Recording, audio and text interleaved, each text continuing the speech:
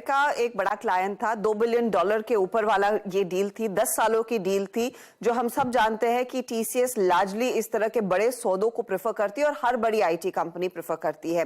अब आज स्टॉक में दबाव इसीलिए है क्योंकि ट्रांस अमेरिका दरअसल कह रहा है कि वो टीसीएस के साथ ये डील 10 सालों तक पूरी नहीं करते हुए दिखाई देंगे। 5.5 साल हुए हैं दरअसल इस पर्टिकुलर एंटिटी को टीसीएस को सर्विस करते करते। टीसीएस ने भी इस पर दरअसल बयान दिया है कि हम एमिकेबली बिछड़ रहे हैं।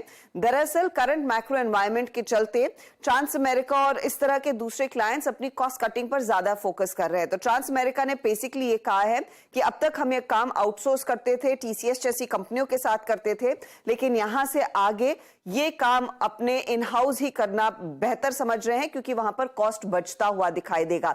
इसी के मद्देनजर इन्होंने ये $2 बिलियन की डील कैंसिल की है। हालांकि ये इंस्टेंटली कैंसिल नहीं होगी, इसमें करीब 24 से 30 महीने और लगेंगे। एक ट्रांजिशन पीरियड होगा, टीसीएस उनकी मदद करेगा उस पर्टिकुलर एंटिटी को तैयार करने में और फिर ये पूरा काम उनको सौंपा जाएगा। तो टेक्निकली अगर आप देखें 10 सालों में से 8 साल टीसीएस इस डील को सर्विस करता हुआ दिखाई देगा और आखिरी 2 सालों में दरअसल ट्रांस अमेरिका अपने आप ही उस बिजनेस को संभालने वाला है। लेकिन स्टॉक में दबाव इसीलिए आ रहा है क्योंकि इस तरह की जब लॉन्ग टर्म डील्स कोई भी कंपनी आईटी कंपनी साइन करती है वो यूजुअली रिन्यूअल के लिए आते हैं।